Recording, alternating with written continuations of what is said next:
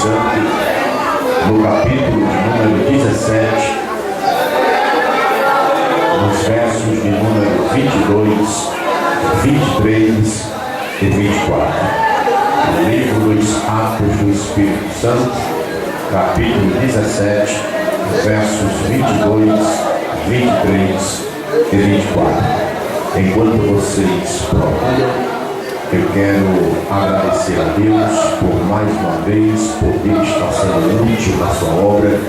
Quero nesta oportunidade agradecer a Deus e louvá-lo pela vida do anjo da igreja, pastor Paulo César. Muito obrigado, pastor, pela confiabilidade.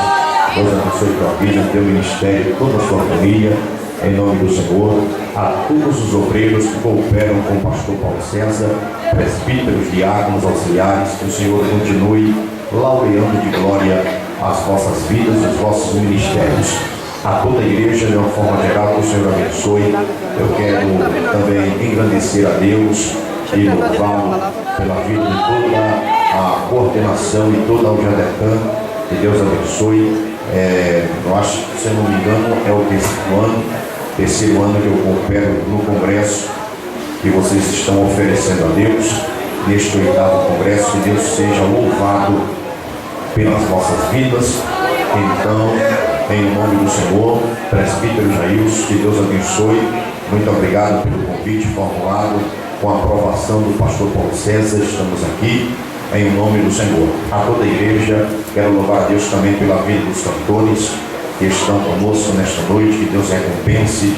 Louvar a Deus pela vida de Júnior, Messi, a toda a banda. Sempre estamos cooperando na obra do Senhor. Eu quero também louvar a Deus pela vida da minha esposa, meu filho. E aonde eu chego, eu falo que eu sou arriado por ela. Os 4 pneus vêm do estepe. Diga amém. Amém. Eu quero saber nesta noite quantos vieram adorar ao Senhor. Muito pouca gente. Me dê um sinal mais forte. Quantos vieram adorar ao Senhor? Quantos encontraram Atos 17, versos 22, 23 e 24? Diga glória a Deus.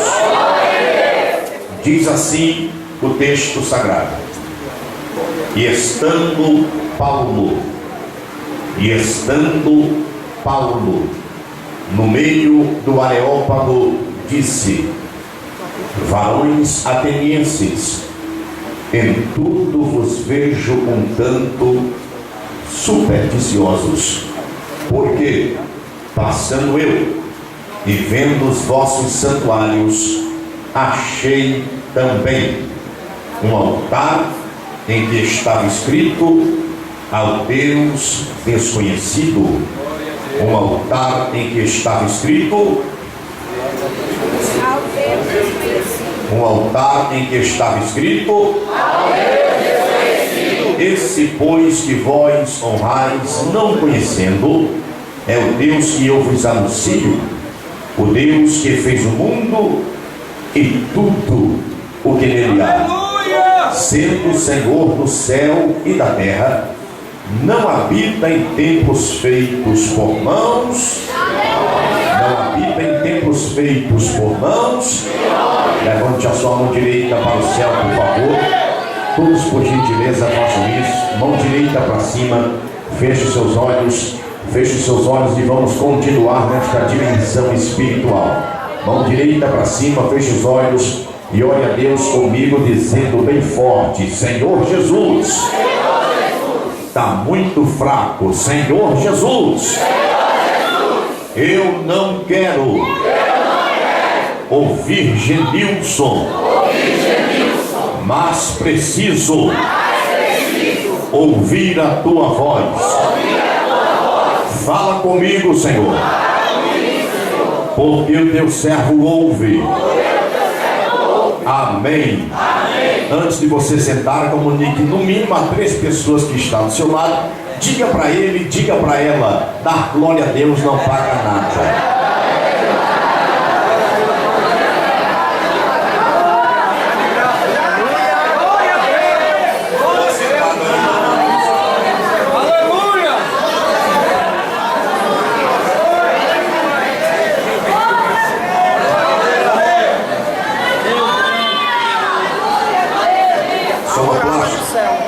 Mantenha o som assim, que depois eu vou dar um abraço a você. Queridos e amados do Senhor Jesus, quando eu abro a minha Bíblia dentro do texto em que nós acabamos de ler, eu encontro aqui uma mensagem bastante conhecida da Igreja do Senhor, daqueles que gostam, daqueles que sentem prazer de meditar nas Santas Escrituras, na palavra do Senhor nosso Deus. Conhece esse texto de cor e salteado, onde nos diz o prólogo do texto, Paulo e o seu discurso no Areópago. Quando nós observamos dentro do texto lido, já que falamos do servo de Deus, chamado pelo Senhor por nome de Paulo. Quem não conhece a história de Paulo? Paulo, um homem que era perseguidor da igreja, perseguidor dos cristãos ortodoxos da época. E a Bíblia nos diz que o Senhor nosso Cristo, o nosso mestre, quando então chama-o para então exercer um grande ministério, que era de levar a palavra do Senhor diante das nações gentílicas. Paulo, fariseu, ele mesmo agora, o mesmo indo à sua segunda viagem missionária, quando deixa o fariseísmo, Paulo vai a uma cidade por nome de Tessalônica. Quando ele chega em Tessalônica, a Bíblia nos diz, ele começa a pregar o evangelho com intrepidez e autoridade. Mas a Bíblia nos diz que quando Paulo está em Tessalônica, vidas se converteram ao Senhor. Mas nos diz a história que quando ele está em Tessalônica, levantaram-se alguns rebeldes para tentar impedi-lo, para tentar detê-lo, para tentar acabar com a vida e com a chamada do homem de Deus. Diz a história que Paulo sai escorraçado daquela cidade. Paulo então é direcionado pelo Espírito do Senhor para ir a uma cidade por nome de Bereia. Quando Paulo chega em Bereia, Paulo se surpreende com os crentes bereanos. Por que, pregador? Porque na proporção em que Paulo ministrava a palavra do Senhor, os crentes bereanos examinavam as Escrituras com a palma da mão. Diz a Bíblia, e quando Paulo está em Bereia, então Paulo percebeu que os mesmos rebeldes que então se levantaram contra ele lá em Tessalônica, vieram também até Bereia para tentar destruir a vida do apóstolo dos gentios. Foi neste momento então que os crentes bereanos, para guardar, para preservar e para proteger a vida do homem de Deus, o esconderam em uma cidade por nome de Atenas. Quando Paulo chega em Atenas, Paulo se surpreende mais uma vez, porque a cidade de Atenas é uma cidade completamente dominada pela idolatria. Paulo então é levado ao Areópago. Quando ele chega diante do Areópago, Paulo então continua a mesma pregação. E o que mais me chama a atenção é que a mensagem de Paulo não mudava. Paulo sempre pregava a Cristo e a ressurreição. Foi daí então que quando Paulo está no Areópago, Paulo percebeu que o povo, que a nação, com a população da cidade de Atenas, não viviam de outras coisas a não ser de notícias que existiam naquela cidade. Foi justamente neste momento onde Paulo começa a anunciar a Cristo, e então aqueles que estavam dentro do Areópago começaram a cochichar entre si e a dizer: quem é este paroleiro? Que tipo de mensagem é esta que nos traz aos nossos ouvidos? Será que ele é pregador de deuses estranhos? E Paulo continuava a ministração da palavra do Senhor. Foi justamente neste momento quando Paulo percebeu que o povo de Atenas não conhecia o Cristo em que ele servia, que a nação ateniense não conhecia o Cristo em que ele adorava. Então Paulo começa a dizer: porque passando eu e vendo os vossos santuários, achei também um altar em que estava escrito ao Deus desconhecido. Um altar em que estava escrito ao Deus desconhecido. Prestai atenção, por favor, para você entender nesta noite. Observe comigo que quando Paulo chegou na cidade de Atenas, o altar ali já estava. Quando Paulo chegou na cidade de Atenas, o altar já existia. Não foi Paulo quem levantou este altar, não foi Paulo quem construiu este altar, não. Quando Paulo chegou na cidade de Atenas, o altar ali já estava, pregador. Então me explique, como foi que surgiu este altar? De acordo com a história escrita pelo historiador Tom Richardson diz, escrevendo a sua obra O Fator Melquisedeque, ele diz que cerca de 6 séculos antes de Cristo, 600 anos antes de Cristo, houve sobre a cidade de Atenas uma grande mortandade, e esta mortandade veio a destruir seres humanos, animais e todo tipo de vegetação. Foi justamente neste período onde então os governantes da cidade de Atenas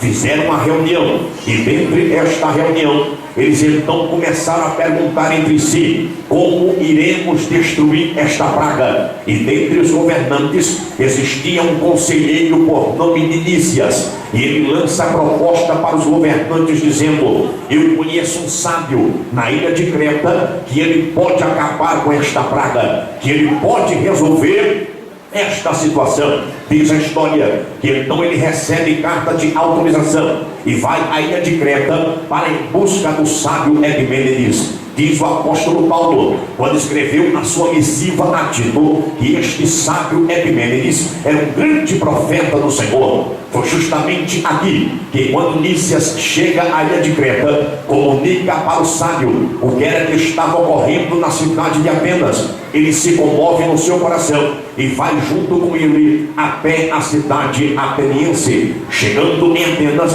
o sábio então percebeu que a cidade de Atenas existia mais deuses do que propriamente seres humanos. É daí então que ele é levado aos principais governantes da época. Os governantes recepcionam ao sábio muito bem, e então os governantes lhe fizeram a pergunta: ó sábio, me responda, como o Senhor irá destruir esta praga? Como o Senhor irá acabar com esta situação? E ele disse: antes que eu responda a pergunta que vocês me fizeram, eu preciso que vocês atendam 3 pedidos meus. O primeiro pedido que eu quero que vocês atendam é que vocês me tragam 2 rebanhos de ovelha, um rebanho de ovelha branca e um rebanho de ovelha negra. O segundo pedido que eu quero que vocês atendam é que vocês me tragam pedreiros com tijolos e argamassa na mão. O terceiro pedido que eu quero que vocês atendam é que vocês me tragam pastores de ovelha para cuidar destes 2 rebanhos. E eles disseram: tudo bem, isso é fácil de se conseguir. Trouxeram os pedidos que o sábio ordenou. Quando os pedidos chegaram, então eles lançaram: e agora? O que o Senhor irá fazer? Ele disse: pegue os 2 rebanhos de ovelha, coloquem dentro do aprisco da ovelha, e elas têm que ficarem trancadas a noite inteira. Detalhe: não pode dar nenhum tipo de alimento para elas, porque quando for amanhã que o sol aparecer, iremos fazer um propósito diante do povo ateniense. Diz a história que quando foi no dia seguinte que o sol apareceu, então a nação ateniense começou a alvoroçar na porta do aprisco da ovelha para ver então que tipo de propósito seria esse. Os governantes compareceram, e foi neste momento então que quando o sábio Epimênides chega na porta do aprisco da ovelha, ele abre a porta e as ovelhas saíram pelo meio de uma grama que era chamada de colina de Marte. Quando as ovelhas começaram a sair disparadas, se espalhando pelo meio da grama, os governantes perguntaram pela segunda vez: então, ó sábio, como o Senhor irá acabar com esta praga? Ele disse: a ovelha que deitar na grama, ao invés de se alimentar, iremos separá-las, iremos oferecê-las em sacrifício. Diz a história que então os governantes viraram-se para o sábio e disseram: mas isto nunca vai acontecer. Será que as ovelhas deitariam em cima do alimento, ao invés de se alimentar? Ele disse: esse é o verdadeiro propósito. A ovelha que deitar na grama, ao invés de se alimentar, iremos separá-las, iremos oferecê-las em sacrifício. Diz a história que na proporção em que as ovelhas começaram a se espalhar pelo meio da grama, os pastores foram na retaguarda das ovelhas. De repente, o pastor levantou a mão e gritou: aqui tem uma ovelha deitada. O outro pastor levantou a mão lá do outro lado e disse: aqui também tem uma ovelha deitada. O outro pastor levantou a mão lá na retaguarda e disse: aqui também tem uma ovelha deitada. O outro pastor levantou a mão do outro lado E disse aqui, também tem uma ovelha deitada. Metade do rebanho das ovelhas começaram a deitar na grama. Na proporção em que as ovelhas deitavam na grama, os pastores vinham, marcavam o local onde as ovelhas estavam, tiravam as ovelhas, e então os pedreiros vinham com tijolos e argamassa e começaram a levantar os altares. Quando todos os altares estavam prontos, então o sábio Epimênides sacrificou a cada ovelha em cima de cada altar. A praga cessou, a praga aniquilou. Quando a praga foi extinta, os governantes empolgados viraram-se para o sábio Epimênides e perguntaram: que nome daremos a esta entidade? Que nome daremos a este Deus que conseguiu destruir esta praga? Ele disse: coloque em letras garrafais: ao Deus desconhecido, ao Deus desconhecido. Passa-se o tempo, passa-se os anos, gerações e mais gerações surgiram, gerações e mais gerações findaram. Alguns vândalos que não conheciam a história da Ásia Menor e nem a história da cidade de Atenas começaram a quebrar os altares, restando apenas um altar para contar a história. Quando Paulo chegou na cidade de Atenas, Paulo conhecia a história da cidade. Afinal de contas, Paulo foi criado aos pés de um grande mestre, por nome de Gamaliel. Paulo conhecia a história. Quando Paulo chegou na cidade de Atenas, já então que o povo não conhecia o Cristo em que Paulo servia, Paulo disse: já que este povo não conhece o Cristo em que eu sirvo, já que este povo não conhece o Cristo em que eu adoro, eu vou tratar, vou me encarregar de apresentar o Jesus que eu sirvo, o Jesus que eu adoro, para este povo ateniense, com 3 características. A primeira característica de Cristo que Paulo apresenta ao povo ateniense é que ele era o Deus Criador. A primeira característica de Cristo que Paulo apresenta ao povo ateniense é que ele era o Deus Criador, pregador. Então me prove no texto que o Senhor deu, onde foi que Paulo apresentou Jesus como Deus Criador. Capítulo 17, verso 24, no texto em que lemos, na parte A do versículo, e disse o apóstolo Paulo: o Deus que fez o mundo e tudo o que nele há, o Deus que fez o mundo e tudo o que nele há. Se Deus fez o mundo e tudo que nele há, então ele é o Deus Criador. Aleluia! Quantos concordam com isso? Pegue na mão de quem está do seu lado, por favor. Segure na mão de quem está do seu lado, por gentileza. Pegue na mão dele, pegue na mão dela, só para interagir nesta noite. Segure a mão dele, segure a mão dela. Dê uma chacoalhada de leve na mão dele. Dê uma sacudida de leve na mão dela e diga para ele: o nosso Deus é o Deus Criador. Fale para ele: o nosso Deus é o Deus Criador. Fale para ela: o nosso Deus é o Deus Criador. Quantos já estão sentindo a presença dele? Me dê a mão para o céu cantado de glória. O nosso Deus é o Deus Criador, mas pregador, já que o Senhor nosso Deus é um Deus Criador, então me prove na Bíblia onde foi, como foi que Deus criou o mundo. Deixe eu começar por aqui. A Bíblia nos diz no livro do Gênesis, capítulo 1, do verso 1 ao verso 3, que no princípio criou Deus os céus e a terra. Me ajude a pregar. No princípio criou Deus os céus e... Eu não ouvi. No princípio criou Deus os céus e a terra estava sem forma e vazia, e havia trevas sobre a face do abismo, e o Espírito de Deus se movia sobre a face das águas. No princípio criou Deus os céus e a terra prestava prestai-me atenção, por favor, que a primeira coisa que Deus criou foi os céus. A primeira coisa que Deus criou foi os céus. Mas céus na Bíblia, no livro do Gênesis, está no plural. Se céus está no plural, quantos céus existe, pregador? Já disse o apóstolo Paulo, escrevendo a sua segunda missiva aos irmãos em Coríntios, segunda carta de Paulo aos Coríntios, no capítulo 12, no verso de número 2, Paulo disse com toda a humildade que havia no seu coração: eu conheci um homem, se no corpo não sei, se fora do corpo também não sei, que foi arrebatado ao terceiro céu, e lá viu coisas inefáveis que não é lícito ao homem contar. Se Paulo foi arrebatado ao terceiro céu,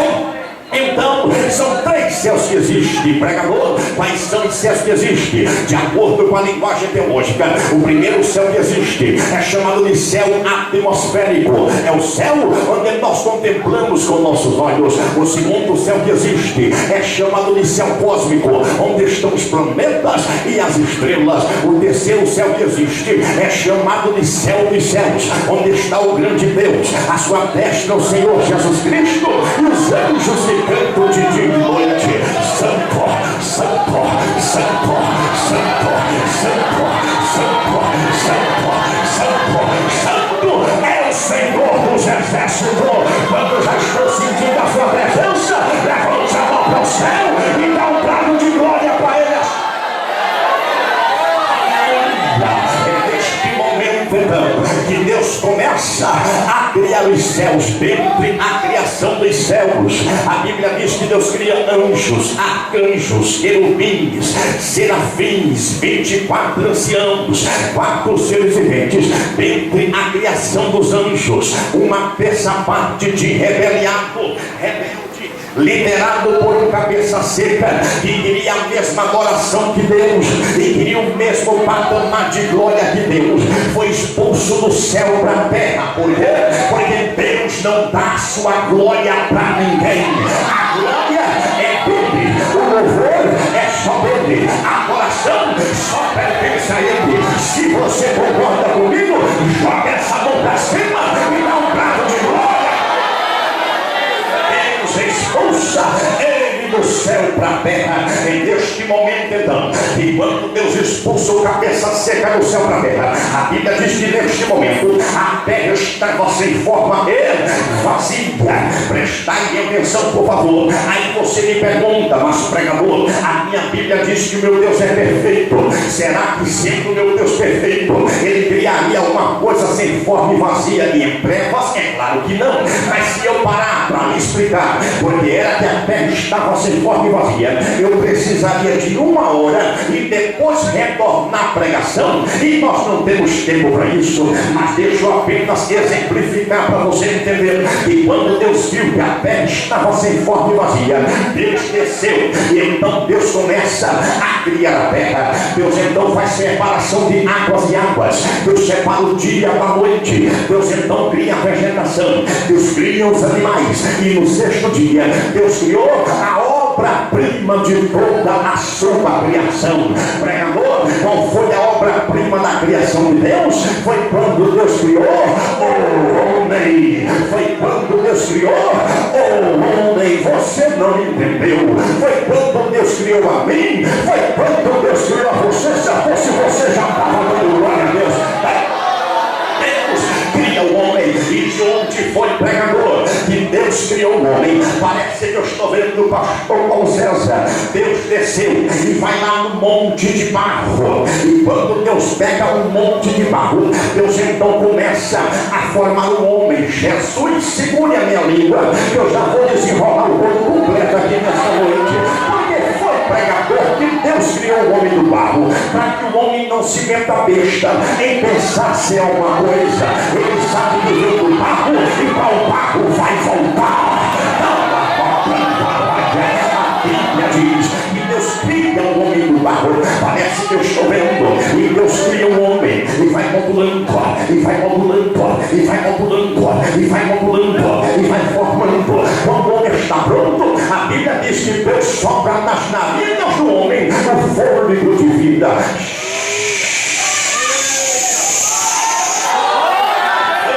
Sopra o fôlego de vida. A Bíblia nos diz que o homem tornou alma vivente. Parece que eu vejo, quando o homem torna-se alma vivente, Deus agora cria também do homem a mulher. De onde? Da costela do homem. Aí tem gente que diz assim: mas mulher é sexo frágil.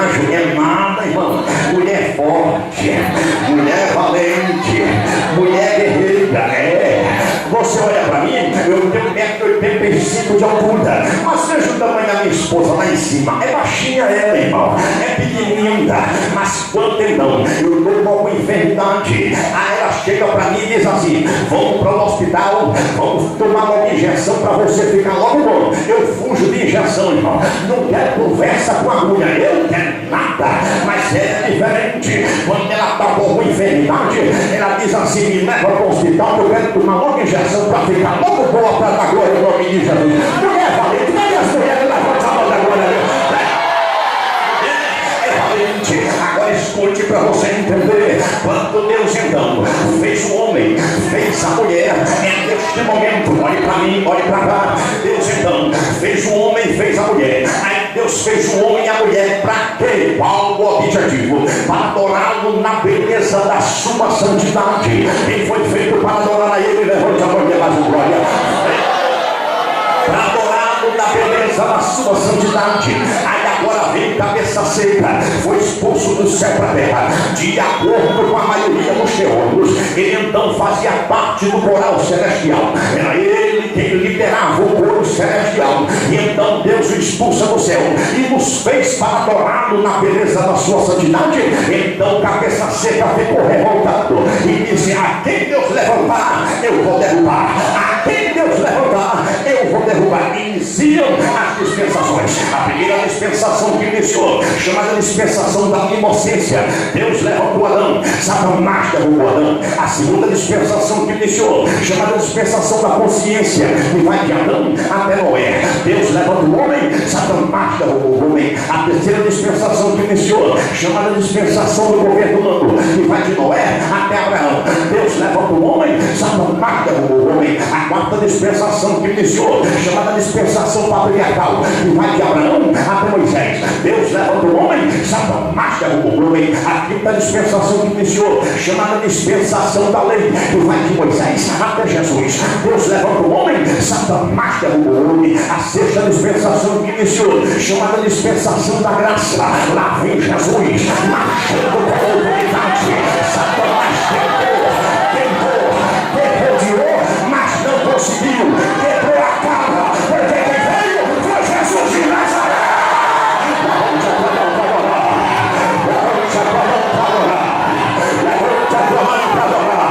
Pega na mão de quem está do seu lado, por gentileza, mais uma vez. Segura na mão de quem está do seu lado, por favor. Pega na mão dele, pega na mão dela, dá mais uma chacoalhada nele, dá mais uma sacudida na mão dela e diga para ele: Jesus venceu por nós. Fala para ele: Jesus veio para vencer por nós. Fala para ela: Jesus veio para vencer por nós. Quem abre a boca da glória, quem abre a boca por nós. Agora preste atenção, olhe para mim, olhe bem aqui na minha aliança. É neste momento então que quando Jesus veio, talvez o cabeça seca tenha dito: vou derrubar esse também, vou acabar com esse também. Jesus disse: mete a cara só para ver o que é que vai acontecer. Jesus, completando 30 anos de idade, a Bíblia diz no Evangelho de Jesus, segundo escreveu Mateus, capítulo 3, que ele foi para o Rio Jordão, batizado por João Batista. Depois que ele sai do Rio Jordão, Mateus capítulo 4, ele é levado pelo Espírito para ser tentado por quem? Pelo cabeça seca. É nesse momento então que a Bíblia diz que ele estava jejuando no deserto 40 dias e 40 noites. Olhe para cá, 40 dias e 40 noites sem comer e sem beber. É neste momento então que o cabeça seca diz: é agora que eu vou tentá-lo, é agora que eu vou derrubá-lo. Neste momento, observe comigo que o cabeça seca, ele só age na necessidade do homem. O cabeça seca, ele só age na necessidade da mulher. Ele disse: já que ele está 40 dias sem comer e sem beber, vou derrubá-lo. Inicia a briga travada. No primeiro round, ele comparece diante de Jesus Deus, ordene com que estas pedras se transformem em pão. Jesus olhou para ele e disse: está escrito que nem só de pão viverá o homem, mas de toda palavra que sai da boca do Senhor. No primeiro round, no segundo round, ele transporta Jesus ao despenhadeiro e disse: está escrito, observe que ele também conhece a palavra, está escrito que o Senhor dará ordem aos anjos ao teu respeito, lança-te daqui para baixo. Jesus disse: está escrito que não tentarás ao Senhor teu Deus. Perdão. No segundo round, no terceiro round, ele transporta Jesus mais uma vez e diz: tudo isso eu te darei se tu prostrado me adorar. O rei dos reinos da terra, se fosse alguns pouquinhos que eu conheço por aí, já estava se prostrando diante dele e adorando a ele. Mas Jesus é diferente. Jesus disse: você perdeu a batalha, cabeça seca, porque está escrito que a glória é só para o meu Senhor, só a ele adorarás e só a ele darás testemunho. Levante a tua mão para adorar, levante a tua mão para adorar. Quem pode abrir essa boca para adorar?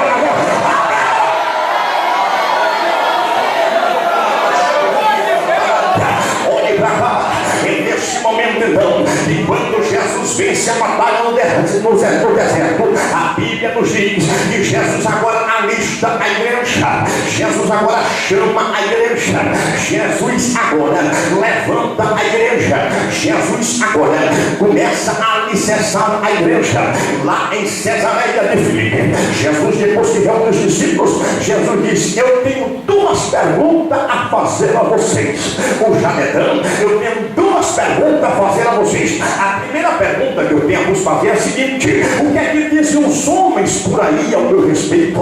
Aí eles começaram a dizer: olha, Senhor, estão dizendo por aí que tu és João Batista, estão dizendo por aí que tu és Elias, estão dizendo por aí que tu és Jeremias, estão dizendo por aí que tu és um dos profetas. Jesus disse: muito obrigado pela informação. Agora eu quero saber de vocês, o Jadedão, o que é que dizem vocês ao meu respeito? Levanta-se Simão Pedro e diz: tu és o Santo Filho de Deus vivo.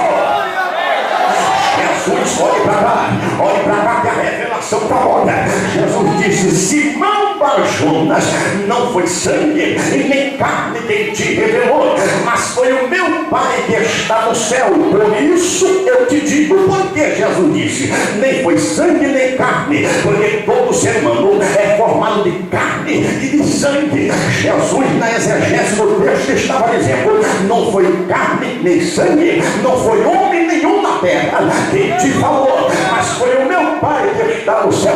Por isso eu te digo que tu és Pedro. A palavra Pedro vem dos originais gregos que quer dizer pequenos fragmentos de pedra, brita, gratidão, poeira. Aí Jesus disse: e sobre esta pedra, prestai atenção, se Jesus tivesse dito sobre essa pedra, Jesus estava se referindo a Pedro, mas Jesus disse sobre esta pedra. Esta, dentro da língua portuguesa, é o pronome demonstrativo, demonstrando em quem a igreja está firmada. Sobre esta pedra que sou eu, edificarei a minha, pronome possessivo meu, edificarei a minha igreja, e as portas do inferno não prevalecerão contra ela. Quem é a igreja de Deus? Levante a mão que eu quero ver. Quem é a igreja de Cristo? Levante a mão que eu quero ver. Quem é a igreja de Deus? Levante a mão que eu quero ver. Fica de mão levantada que eu vou profetizar. Fica de mão erguida que eu vou profetizar. Alabara contra a baixura e toda a baixada laica. Eita, meu Deus do céu. Se tu és igreja de Cristo, descansa. Se tu és igreja de Cristo, dá glória a Deus. Porque foi Jesus quem prometeu. Ele disse: as portas do inferno, portas aqui, na exegese do texto quer dizer, as autoridades do inferno não vão prevalecer contra a minha igreja, contra o Jadedão, contra a minha noiva. Lá para a Cobalaia. Quem é a igreja de Cristo? Na boca da glória. Quem é a igreja de Cristo? Na posse. Você está guardado, você está protegido.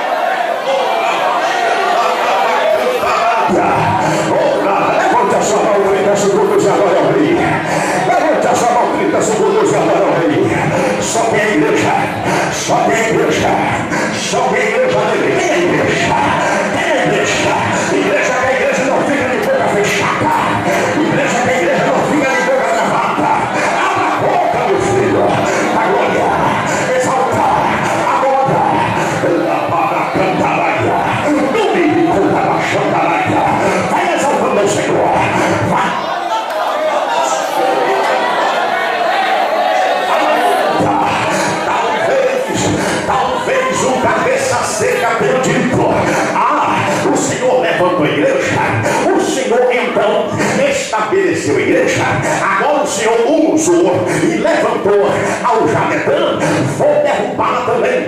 Jesus disse, vai nada, porque eu vou levantar os meus jovens lá no tabuleiro novo, mas eu não vou deixá-los de qualquer jeito, eu não vou deixá-los de qualquer forma, vou levantar minha juventude lá no tabuleiro novo, e eu vou criar neles, como sou Deus Criador, eu vou criar em cada um deles o selo de autenticidade.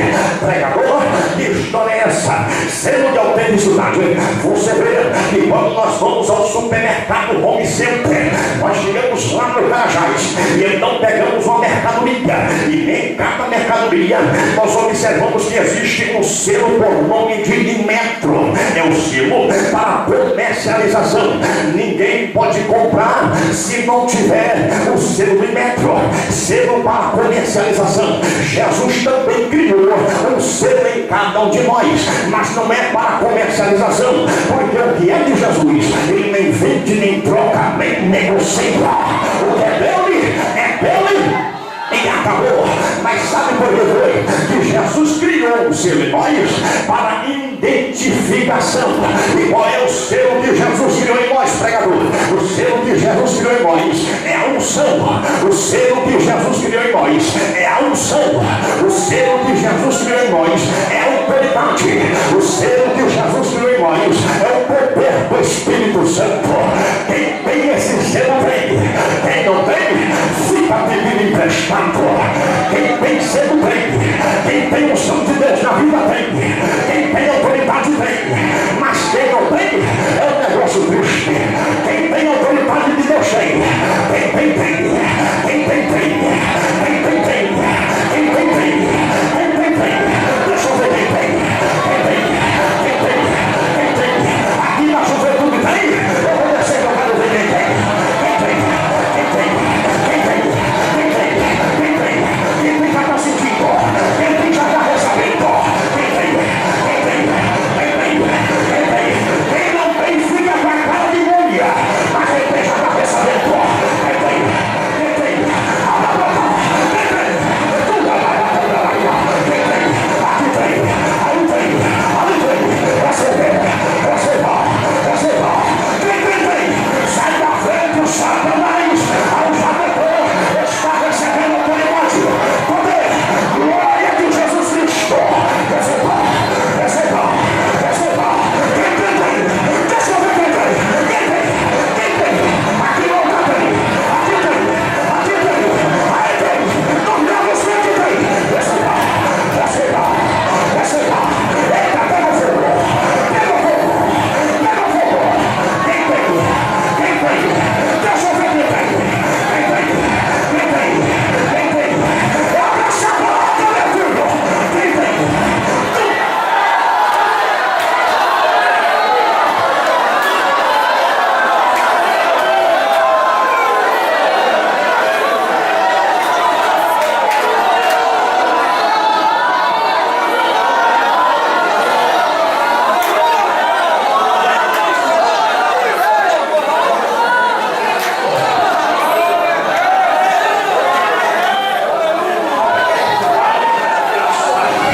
Olha de canto de olho para quem está do seu lado. Olha de canto de lá para cá. Olha para ele, olha aí para ela. Vê se ele tem.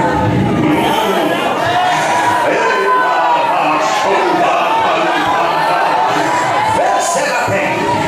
Se ela tiver uma cara de múmia, que ainda não deu glória a Deus, pode ter certeza que não tem. Mas quem tem, tem. Quem tem, tem. Quem tá canta raia. Quem tem, tem. Eita, lá manda raia. Quem tem, levanta a mão da glória.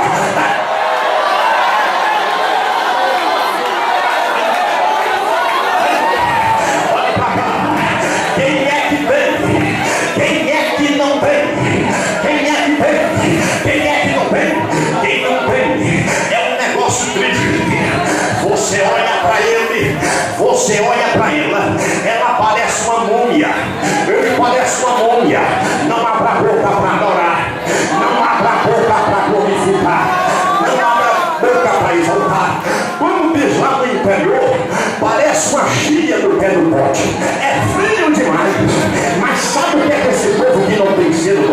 fazer? Fala mal do pastor. Mas sabe o que é esse povo que não cresceu e gosta de fazer? Fala mal dos obreiros. Mas sabe o que esse povo gosta de fazer? Fala mal da juventude. Fica fiscalizando a vida do jovem. Vai entregar para o pastor. Língua de cobra, língua de jararaca, língua de cascavel. Hoje Jesus vai dar um nó na tua língua e tu vai aprender que a tua língua foi feita para adorar. Levante a tua mão. Abraça a boca.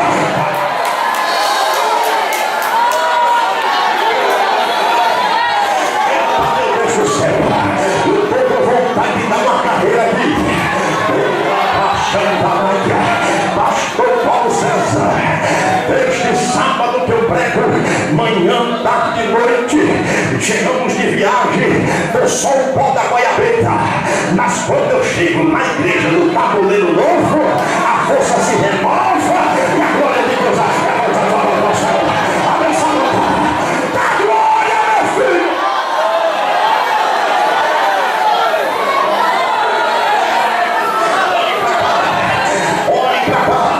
Pregador, e o Senhor tem algum texto na Bíblia?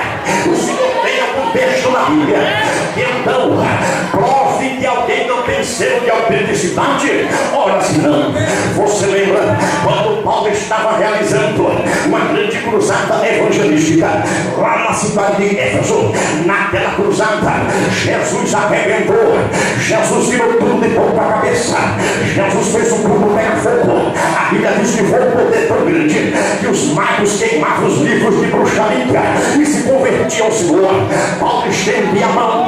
Então, vidas eram batizadas com o Espírito Santo. Mas a cruzada foi extensa. Paulo foi para casa.